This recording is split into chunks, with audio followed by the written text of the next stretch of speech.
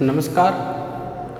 आज अपन डिस्कस करेंगे soil conservation के पार्ट नंबर 2 पे।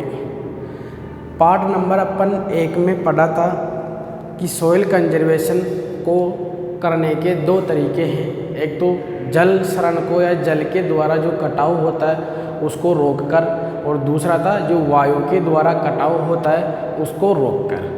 पिछले वीडियो में अपन ने डिस्कस किया था कि जल शरण को रोकने के कौन कौन से उपाय हैं। आज अपन डिस्कस करेंगे वायु शरण के द्वारा जो कटाव हो रहा है उसको कैसे कंट्रोल किया जाए। तो अपना टॉपिक है सॉइल कंजर्वेशन। सॉइल कंजर्वेशन, मृदा संरक्षण।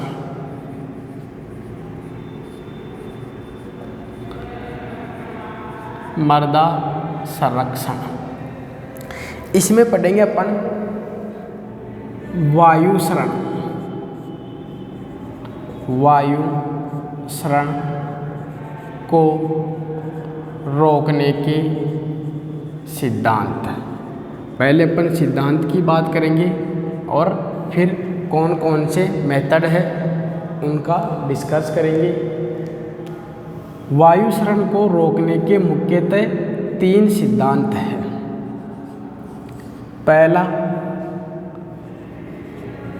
मृदा नमी को इंक्रीज कर दिया जाए। दूसरा, वायु वेग को डिक्रीज कर दिया जाए। और तीसरा, मृदा कण समुच्चय, इसको भी क्या कर दिया जाए, इंक्रीज कर दिया जाए। ये 3 सिद्धांतों को फॉलो करते हुए अपन ऐसे उपाय अपनाएंगे जिसके द्वारा क्या हो जाए, अपने वायु के द्वारा कटाव कम हो जाए। इनमें से सिद्धांत है अपना पहला, मृदा नमी। अर्थात यदि मृदा में नमी की मात्रा कम होगी तो उसके जब वायु चलेगी तो क्या होगा, कटाव अधिक होगा। यदि अपन मृदा में नमी की मात्रा को इंक्रीज कर देते हैं तो वायु के द्वारा मृदा का कटाव नहीं हो पाएगा या बहुत कम हो पाएगा। दूसरा है वायु वेग को कम करना। यदि वायु का वेग ज़्यादा होगा तो मृदा का कटाव क्या होगा, अधिक होगा। तो अपन ऐसे उपाय अपनाएं जिसके द्वारा क्या हो, वायु का वेग कम हो जाए। यदि वायु का वेग कम हो जाएगा तो अपने मृदा का कटाव नहीं हो पाएगा। और तीसरा था मृदा कण समुच्चयों को बढ़ाना।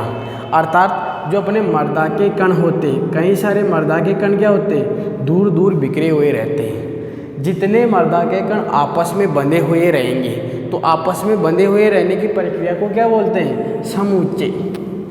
जितने अपना समुच्चय अर्थात मृदा कण या जो पिंड है अपना, उसका आकार जितना अधिक होगा उतना ही क्या होगा, कटाव कम होगा। तो ये 3 सिद्धांतों को ध्यान में रखते हुए अपन उपाय अपनाएंगे। तो इसके बाद में अपन चलते हैं वायु शरण को कम करने के कौन कौन से उपाय हैं। नियंत्रण उपाय। नियंत्रण उपाय, इसमें अपन 3 प्रकार के उपाय पढ़ेंगे। पहला तो है कृषि क्रियाएं। कृषि क्रियाएं। दूसरा है वायुरोधी। वायुरोधी पट्टियां लगाना। और तीसरा है अपने रेगिस्तान के टीलों को सुरक्षित रखना।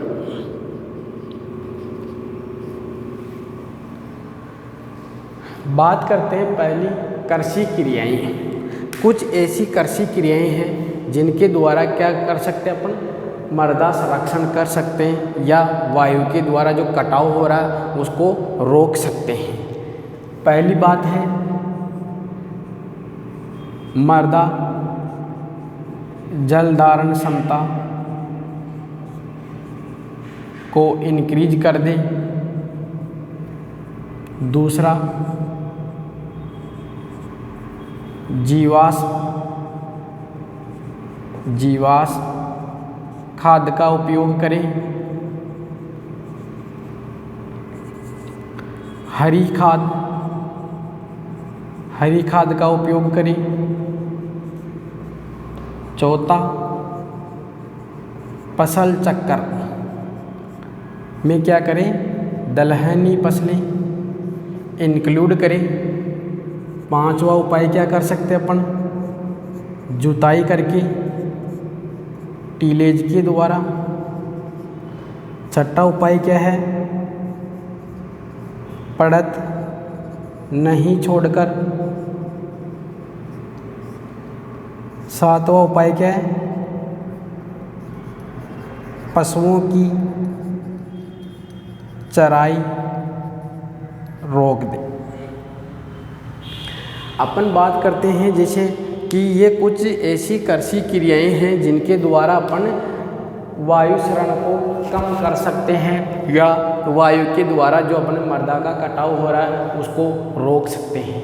बात करें यदि पहले अपन मृदा जल धारण क्षमता को इंक्रीज करना, अर्थात अपन ऐसी कृषि क्रियाएं करें जिससे क्या हो, ज़्यादा से ज़्यादा मात्रा में क्या हो, पानी अवशोषित होगा। यदि मृदा में ज़्यादा मात्रा में पानी अवशोषित होगा, नमी बढ़ेगी तो क्या होंगे, जो मृदा के कण जो दूर दूर बिखरे हुए हैं वो आपस में क्या होंगे, मजबूती से चिपकेंगे। अर्थात जो समूचे है, जो पिंड है, उसका आकार बढ़ेगा तो जो वायु के द्वारा जो कटाव हो रहा था वो हो जाता अपने कम। इस कारण अपन क्या कर सकते हैं, यदि जैसे अपने अधोभूमि होती है तो अधोभूमि में जो कोई कठोर परतें होती है तो उनकी अपन तुड़ाई कर सकते हैं, जिसके द्वारा क्या होगा, पानी अंदर ज़्यादा प्रवेश करेगा। दूसरा अपने जीवाश्म खाद का उपयोग। जीवाश्म खाद भी क्या करती है, जो दूर दूर बिखरे हुए कण रहते हैं इनको क्या कर देती है, आपस में जोड़ देती है, अर्थात समूचे को क्या कर देती है, बढ़ा देती है। दूसरा, जब अपन जीवाश्म खाद का खेतों में उपयोग करते हैं तो क्या होता है, जल अवशोषण क्षमता बढ़ती है, जिसके कारण क्या होगा, मृदा में नमी की मात्रा बढ़ जाती है। जब मृदा में नमी की मात्रा बढ़ जाती है तो कणों का समुच्चय क्या होगा, इंक्रीज हो जाएगा और कणों का आकार बढ़ेगा तो क्या होगा, कटाव नहीं हो पाएगा। तीसरा है अपने हरी खाद। हरी खाद की जो फसल होती है तब वो क्या करती है, एक तो क्या करती है, फलवार का कार्य करती है, मल्च का कार्य करती है यही, और जब अपन इसको खेत में दबा देते हैं तो ये क्या करती है, खाद का निर्माण करती है। खाद का निर्माण होने से क्या होगा, एक तो जो मृदा है उसकी जल अवशोषण क्षमता बढ़ेगी और दूसरा कणों का आकार क्या होगा, इंक्रीज होगा, जो समूचे बन रहा है वो साइज में बढ़ जाएगा, जिसके कारण क्या होगा, मृदा का कटाव नहीं हो पाता है। तो अपन हरी खाद का उपयोग करके भी क्या कर सकते हैं, जो अपने मृदा का कटाव हो रहा वायु के द्वारा उसको रोक सकते हैं। इसके बाद में आता है अपने फसल चक्कर। फसल चक्कर में क्या है, फसलों को अपन क्या कर रहे हैं, हेर फेर कर उगा रहे हैं। यदि अपन फसल चक्कर में दलहनी फसलों को इंक्लूड करते हैं तो दलहनी फसलें क्या करती है, मृदा कणों को बांध के रखती है और दलहनी फसलें क्या करती है, फैलाव ज़्यादा लेती है, जिसके कारण क्या होता है, वायु के द्वारा कटाव कम हो जाता है। यदि अपन दलहनी फसलों को सम्मिलित नहीं करेंगे, यदि सीधी बढ़ने वाली फसलों को सम्मिलित करेंगे तो क्या होगा, पौधों से पौधों के बीच में दूरी ज़्यादा रहेगी और खाली जगह होने के कारण क्या होगा, मृदा का कटाव अधिक होगा। यदि अपन दलहनी फसल को इंक्लूड कर लेते हैं तो क्या होता है, ये चौड़ाई में फैलती है, जिसके कारण क्या होता है, सतह पूर्ण रूप से जो वनस्पति है उसके द्वारा कवर हो जाती है, आच्छादित हो जाती है, जिसके कारण क्या होता है, अपने कटाव कम हो जाता है। इसके अलावा क्या करती है, जो दलहनी फसलें होती है ये मृदा की उर्वरता को भी बढ़ाती है, जो सॉइल फर्टिलिटी होती है उसको भी क्या करती है, इंक्रीज कर देती है। इसके बाद में आता है अपने नेक्स्ट उपाय है जुताई या टीलेज कार्य करके। इसमें अपन क्या कर सकते हैं, जैसे अपने ये फील्ड है तो अपने जो ऊपर की जो सॉइल है इसका अपन जुताई कार्य कर दे, इसमें जुताई कर दे, भू परिष्करण कार्य कर दे, तो जो इसका संपर्क नीचे की परतों से टूट जाता है। तो जो ऊपर की परत है ये परत तो क्या होती है, वाष्पीकृत होने से क्या हो जाती है, सूख जाती है। लेकिन इसका नीचे की परतों से संपर्क टूटने के कारण क्या होता है, इसमें से जो नमी की मात्रा वो वैसी की वैसी बनी रहती है। नमी की मात्रा अधिक होगी तो कणों का समुच्चय क्या होगा, बढ़ेगा, और कणों का समुच्चय बढ़ेगा तो जो कटाव हो रहा है वो क्या हो जाएगा, कम हो जाएगा। इसके अलावा उपाय है, जो अपना खेत होता है उसको कभी भी खाली नहीं छोड़े, पड़त नहीं छोड़े। जितना अपन खेत को खाली रखेंगे उतना ही क्या होगा, वायु के द्वारा कटाव अधिक होगा। इसलिए खेत को ज़्यादा समय तक खाली नहीं रखा जाए। इसमें अंतिम उपाय आता है अपने पशुओं की चराई को रोककर। यदि अपन किसी भी खेत में, किसी भी फील्ड में अपन पशुओं की चराई करवा रहे हैं तो पशु क्या करते हैं, वनस्पति को समाप्त कर देते हैं। जब वनस्पति समाप्त हो जाएगी तो क्या होगा, मृदा के कण आपस में क्या होंगे, बिखर जाएंगे। और जब मृदा के कण बिखर गए तो जब वायु तेज चलती है तो वो आसानी से मृदा कणों को क्या करते हैं, एक स्थान से दूसरे स्थान पे पहुंचा देते। तो अपने वायु क्षरण क्या होता है, अधिक हो जाता है, मृदा का कटाव बढ़ जाता है। ये तो है अपना पहला जिसमें अपन पढ़ रहे हैं कृषि क्रियाएं। तो ये अपन कृषि क्रियाएं करके और वायु क्षरण को कम कर सकते हैं या मृदा संरक्षण कर सकते हैं। इसके बाद में अपन दूसरा जो अपना उपाय है वो है वायुरोधी पट्टियाँ लगाना या वायुरोधी वृक्ष लगाना, विंड ब्रेक्स लगाना। इसको समझ सकते हैं अपन, विंड ब्रेक। वायुरोधी अर्थात वायु की गति को कम करना, तो उनको क्या बोलेंगे, वायुरोधी वृक्ष या झाड़ियाँ या घासें जो भी अपन उपयोग में ले रहे हैं उनको बोलेंगे विंड ब्रेक्स।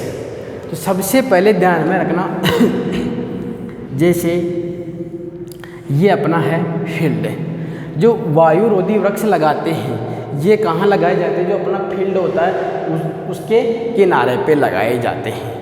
अब इसमें ये जो वायुरोधी वृक्ष होते हैं ये अलग अलग आकृति के होते हैं। तो सबसे बेस्ट आकृति तो कौन सी है, पिरामिड आकृति की।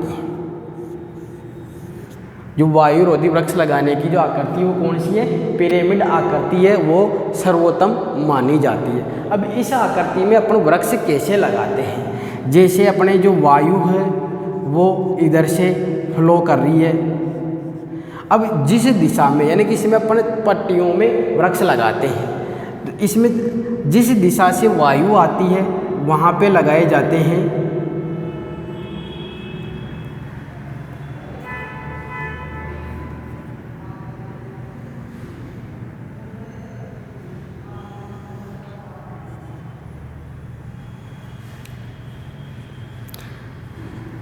जिस दिशा से वायु आती है उस दिशा में यार जो पहली अपने पट्टी होगी, जो स्ट्रिप होगी, उसमें कम बढ़ने वाले पौधे लगाए जाते हैं जिनकी ऊंचाई कम होती है। फिर उसके बाद में जो दूसरी पट्टी होती है उसमें ऐसे पौधे लगाए जाते हैं जो मध्यम ऊंचाई के होते हैं। फिर जो अंतिम परत होती है, जो अंतिम कतार होती है अपनी, उसमें लगाए जाते हैं जो तेज वृद्धि करते हैं, जो फास्ट ग्रोथ करते हैं, उनको लगाया जाता है। अब इनके बीच की दूरी कितनी होती है, 3 से 4 मीटर। इसके बीच की दूरी भी कितनी होगी, 3 से 4 मीटर। इसमें अपन जो पौधे लगाएंगे इनके बीच की दूरी कितनी होगी, 1 से 2 मीटर आकृति। तो जिस दिशा से वायु आ रही है उस दिशा में जो अपनी पहली कतार है उसमें कौन से पौधे होंगे, कम ऊंचाई के होंगे, जो धीरे धीरे वृद्धि करते हैं। जो दूसरी कतार होगी, अपनी जो दूसरी पट्टी होगी, उसमें मध्यम वृद्धि करने वाले पौधे होंगे या वृक्ष होंगे, झाड़ियाँ होगी। और जो तीसरी अंतिम कतार होगी उसमें जो तेज वृद्धि करते हैं वो पादप या वृक्ष होंगे। इसमें इनके बीच की दूरी कितनी रखते हैं, कतार से कतार की दूरी तो कितनी रखते हैं, 3 से 4 मीटर। और पौधे से पौधे की दूरी कितनी रखते हैं, 1 से 2 मीटर की रखते हैं। इसमें ऐसे कौन से पौधे हैं जिनका उपयोग अपन वायुरोधी या विंड ब्रेक्स के रूप में करते हैं। एग्जाम्पल की बात करें तो विलायती बबूल, शीशम,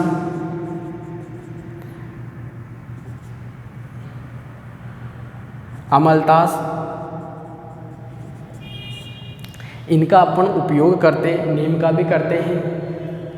इनकी विशेषता क्या होती है कि जो अपन वायुरोधी के रूप में जो जिन पौधों का या झाड़ियों का उपयोग कर रहे हैं, इनमें ऐसी विशेषता होनी चाहिए कि इनमें से कम वायु प्रवेश कर सके, या जो इनमें से कम वायु पास कर सके, ऐसे पौधे होने चाहिए। अर्थात घने उगने वाले होने चाहिए। इनमें ज़्यादा से ज़्यादा पत्तियां, जो शाखाएं होंगी उतनी ही क्या होंगी, ये वायु के वेग को कम करेंगी। इसलिए ऐसे पौधे होते हैं जो क्या करते हैं, घने उगते हैं और वायु को कम पास करवाते हैं। उनका उपयोग अपन वायुरोधी वृक्षों के रूप में करते हैं। तो ये है अपना दूसरा उपाय, जिसके द्वारा क्या कर रहे हैं, अपन वायु की गति को कम करके और अपन मृदा के कटाव को रोक रहे हैं। इसमें क्या करते हैं, खेत के किनारा होता है, उसके ऊपर पट्टियों के रूप में क्या लगाते हैं, या तो वृक्ष लगा सकते हैं या झाड़ियाँ लगा सकते हैं। अपन जिस दिशा से वायु आती है उस दिशा में सबसे छोटे पौधे अर्थात जो धीमी वृद्धि करते हैं उनको उगाया जाता है। फिर दूसरी पट्टी में जो मध्यम वृद्धि करते हैं उनको उगाया जाता है, और तीसरी पट्टी में जो तेज वृद्धि करते हैं उनको उगाया जाता है। जिसके कारण क्या होता है, ये एक पिरामिड की आकृति बना लेता है। इसके बाद में अपना तीसरा उपाय आता है रेगिस्तान के टीलों को सुरक्षित रखना। जो अपना रेगिस्तान होता है उसमें जो मिट्टी के जो टीले होते हैं, रेत के टीले होते हैं, उनके ऊपर यदि अपन कोई झाड़ियाँ या अपने घासें होती है उनको उगा देते हैं तो वो क्या होते हैं, सुरक्षित हो जाते हैं। क्योंकि झाड़ियाँ और घासें क्या करेगी, जो रेत के कण होंगे उनको क्या करेंगे, आपस में बांध के रख देती है। इस कारण क्या रहते हैं, वो सुरक्षित रहते हैं और एक जगह से दूसरी जगह नहीं पहुंच पाते हैं। तो अपन इन टीलों को सुरक्षित रखने के लिए कुछ वृक्ष भी होते हैं, या अपने कुछ झाड़ियाँ होती है, या कुछ घासें होती हैं जिनका उपयोग अपन इसके रूप में करते हैं। तो इनमें अपन जैसे वृक्ष कौन कौन से हैं, घास और झाड़ियाँ।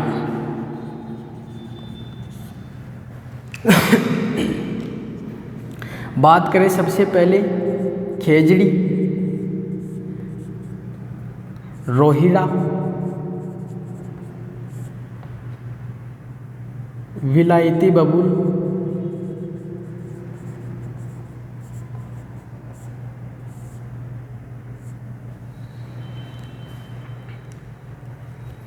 और शीशम,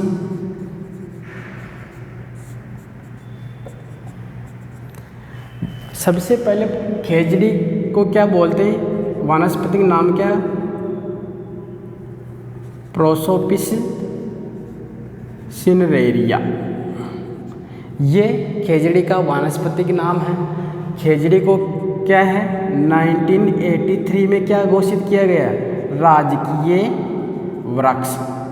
किसका, राजस्थान का राज्य वृक्ष कौन सा है, खेजड़ी।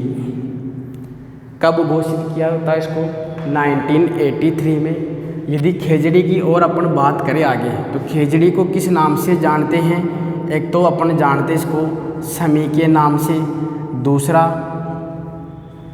जाटी के नाम से, सांगरी के नाम से, इसके कई प्रकार के नाम हैं। तो अपन इसको राजस्थानी भाषा में जाटी भी कहते हैं, झाट भी कहते हैं इसी को ही। तो मुख्य ध्यान में रखना, समी भी इसको कहा जाता है। वानस्पतिक नाम तो क्या हो गया इसका, प्रोसोपिस सिनरेरिया। इसको राज्य वृक्ष कब घोषित किया था, 1983 में। यदि अपन इसकी बात करें तो जब अपने जेठ का महीना होता है, जो हिंदी के महीने होते हैं अपन उसमें जेठ का महीना आता है, जब पशुओं को कहीं भी किसी भी प्रकार की जो हरी वनस्पति नहीं मिलती है, तब जो इसकी पत्तियां होती है खेजड़ी की, तो उन पत्तियों को अपन पशुओं के लिए चारे के रूप में उपयोग में लेते हैं, जिसको क्या कहते हैं, लूंग या लूम। किसको बोल रहे हैं, पत्तियों को।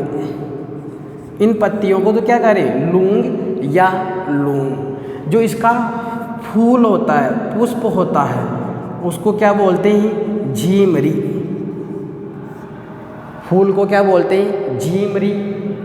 फल को क्या बोलते हैं, सांगरी। फल को क्या कहा जाता है, सांगरी। और जो सूखा फल होता है वो क्या कहलाता है, खोका। खोका ही क्या होता है, जो सूखा मेवा होता है उसको बोला जाता है खोका। अर्थात जो पत्तियां होती है उसको तो क्या कहते हैं, लूम कहते हैं या लूम कहते हैं। फूल को क्या कहते हैं, झीमरी कहते हैं। फल को क्या कहते हैं, सांगरी कहते हैं। और जो सूखा फल होता है उसको क्या कहा जाता है, खोका कहा जाता है। यदि इसकी और अपन आगे डिटेल से बात करें तो अपने राजस्थान के कवि है कन्हैया लाल सेठी। कन्हैया लाल सेठी है। इन्होंने कौन सी एक कविता लिखी थी, झीमरी नामक। ये झीमरी नामक कविता किसके ऊपर डिपेंड है या किसके संबंध में है, खेजड़ी के संबंध में। इसके अलावा यदि इसके जो अपने धार्मिक महत्व की बात करें, धार्मिक महत्व में क्या है, एक तो अपन करते हैं रावण दहन। रावण दहन करने के बाद में जब अपन वापस घर लौटते हैं तब क्या होते हैं, जो अपने जो समी है इसकी पत्तियों को लाने का जो है वो प्रचलन माना जाता है। इसके अलावा और यदि बात करें अपन तो जो महाभारत हुई थी, महाभारत में जो अर्जुन है, अर्जुन के पास कौन सा था, दांडीव। दांडीव क्या है, धनुष। तो इस दांडीव धनुष को कहाँ छुपाया गया था या कहाँ रखा गया था, तो जो अपने धार्मिक ग्रंथ है उनमें उल्लेख मिलता है कि जो अर्जुन है उसका जो दांडीव जो धनुष था उसको कहाँ छुपाया गया था, इस खेजड़ी के वृक्ष में छुपाया गया था। तो ये बात अपने पहले वृक्ष की खेजड़ी की, जिसको अपन किस नाम से जानते हैं, प्रोसोपिस सिनेरिया, या राजस्थान का राजकीय वृक्ष कब बनाया घोषित किया था इसको, 1983 में। इसको दूसरे किस नाम से जानते हैं, समी झाटी या सांगरी से पत्तियों को क्या कहते हैं, लूंग। फूल को झीमरी, फल को सांगरी, सूखे फल को खोखा कहते हैं। और जो कविता है कन्हैया लाल सेठी की वो किससे संबंधित है, झीमरी नामक कविता वो किससे संबंधित है, खेजड़ी से। रावण दहन के समय क्या प्रचलन है, जो अपने समी होती है, खेजड़ी होती है, उसकी पत्तियों का लाने का प्रचलन है। अर्जुन का जो दांडीव धनुष था उसने कहाँ छुपाया था, अपने खेजड़ी के वृक्ष में छुपाया था। इसके अलावा इससे संबंधित कौन सा एक अपने अमृता देवी, इसने क्या किया था, जब वृक्षों को, ये थे जोधपुर में क्या था, जब वृक्षों की कटाई हुई थी तब इसने क्या किया था, वृक्षों की कटाई को रोकने के लिए अपना बलिदान दिया था। तो अमृता देवी का संबंध भी किससे हो जाता है, खेजड़ी से। इसके बाद अपन बात करते हैं रोहिड़ा की। तो रोहिड़ा क्या है, राजस्थान का राजकीय पुष्प माना जाता है। कौन सा है, राजस्थान का राजकीय पुष्प पूछ लिया जाए कौन सा है तो वो क्या है, रोहिड़ा। रोहिड़ा का जो वानस्पतिक नाम है वो क्या है, टेकोमेला एंडुलाटा। इसको 1983 में क्या किया था, राजस्थान का राजकीय पुष्प घोषित किया था। इसको किस नाम से जानते हैं, टीक के नाम से भी जानते हैं इसी को। जो राजस्थान का टीक बोल दो या मरुस्थल का टीक बोल दो, ये भी कहाँ पाया जाता है, मरुस्थल में पाया जाता है। इसमें रंग बिरंगे पुष्प आते हैं जिनका अपन कलर एक्सट्रैक्ट करके और उसको कलर के रूप में उपयोग में लिया जाता है।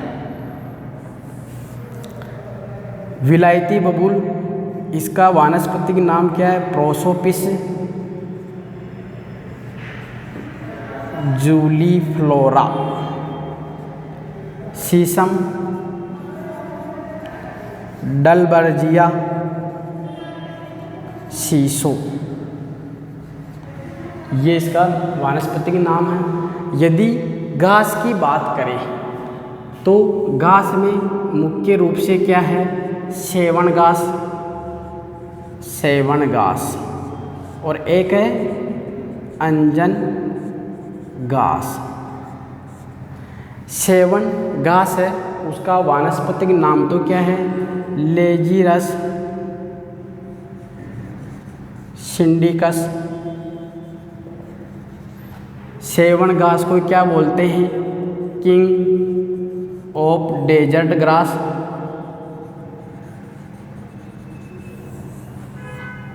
जो डेजर्ट मरुस्थल की घासों का राजा किसको कहा जाता है? सेवन घास को।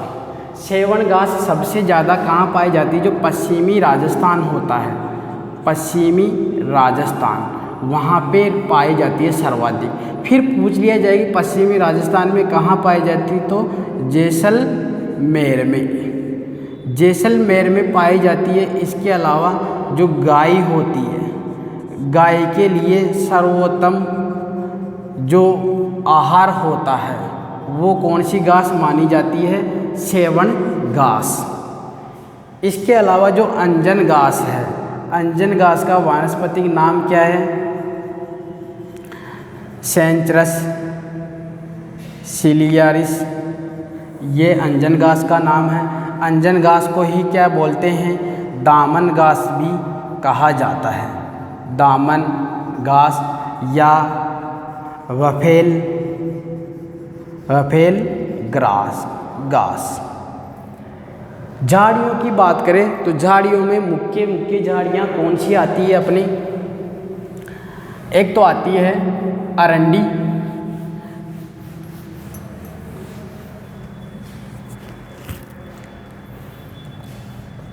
अरंडी, अरंडी का नाम क्या है?